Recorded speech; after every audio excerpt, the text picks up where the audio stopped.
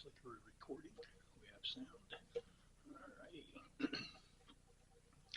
Well, let's back up here. Maybe you can see what's going on.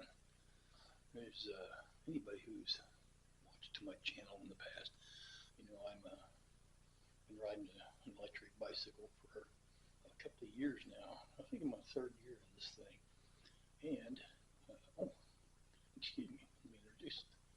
It is my name's Richard Y. And thank you for dropping by. If you've been here before, thanks for coming back. It's January 10th, 2025. Happy New Year, everybody. Hope everybody's holidays went good and everything's going fine for you in whatever part of the world you're at.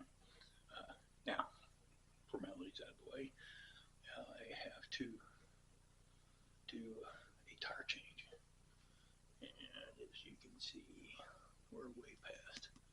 We're not showing cords yet, but we put the damn go-hos.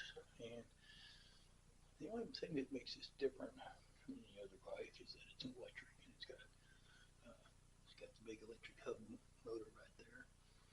And the trick is, I don't want to screw up the connection between the motor and the bike, but the connection inside the motor, which would kill the whole thing. And I've been kind of apprehensive about doing this whole thing. Otherwise, it's kind of straight up. It's a caliber bike, so basically you have to deal with this caliber. There's not much anything to unhook.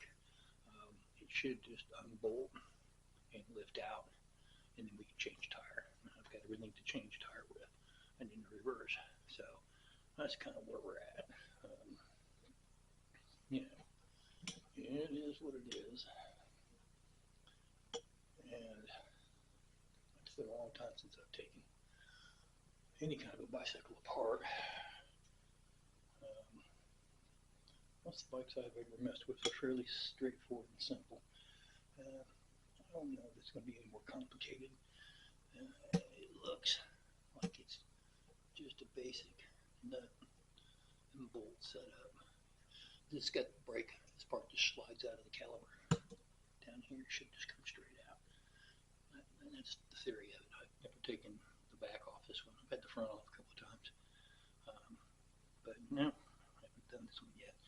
But it's time. She's a slick. Until I get most of the weight is on the center part of the tire, because your tire is your shock absorber for the most part. It's a hardtail design. So, original design was called the safety bike. Came out well over 100 years ago. Just between a niche between horse and buggy and horse riding, walking, and not yet invented automobiles. But all the technology that went into bicycles went into automobiles and other stuff. So yeah, it's been around for a while. Here I'm lining up on my 68th birthday this year, and I'm still riding a bike. Technology is way older than I am, but it still works. Anyway, so I will go back to this when I'm done. There's no point in showing you all this. It gets kind of tedious, but anyway, so that's what I'm done. Got to change it out. We had snow for 2 days. It's too cold to be outside. I took advantage of the situation. It's time to get this done. Wish me luck. We'll be back in a minute. All right, we have success. Yes, indeed. And that's the whole bike with the battery on it and the new tread. Boy, that was a struggle. I thought I got the wrong size tire. And then trying to put it back on, it was a bit of a struggle. Getting the plugs lined up, electrical plug, struggle. But it's all back on now. And it works. The back brake works. So I got everything where it needs to be. So there we go. I've got to, let's see, let's turn it back on here. Give it a squeeze here.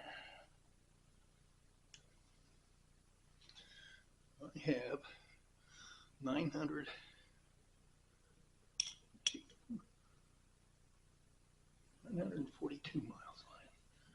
Took me 3 years to put that on there. 3 years. Whew. A lot of breath here. Oh, that was scary. I didn't know if it was going to come back to work or not. Didn't know. Just didn't know. Alrighty.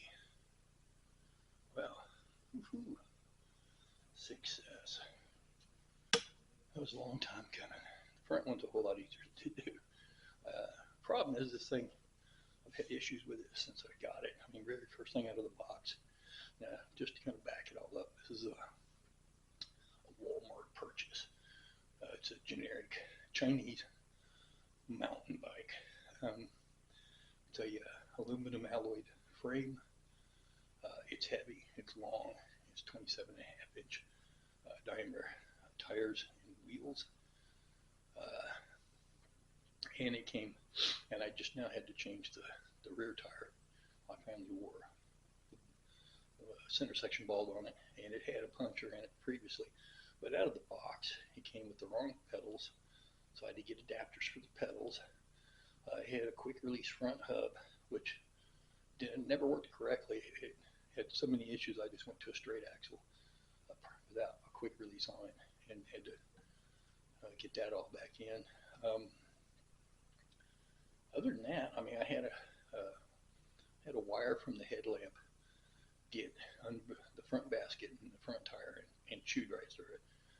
The wires on this thing are thin as a mouse whiskers, and not nearly as tough. But anyway, so yeah, we got her on there.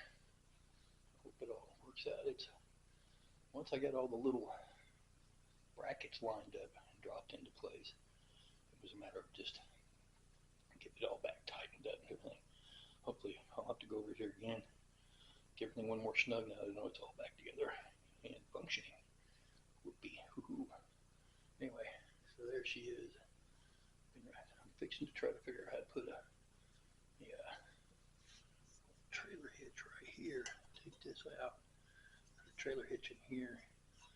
So I got a trailer for it, and the thing is that it hooks to the same place this does, up around the seat post.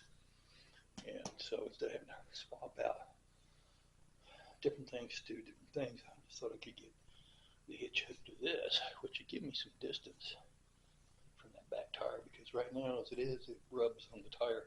And so this is a slightly bigger tire. This is a 27.5 by 210, and there was a 195 was on there before, so it was quite a bit beefier. It's thicker. It's supposed to be puncture resistant, all that, and we'll see.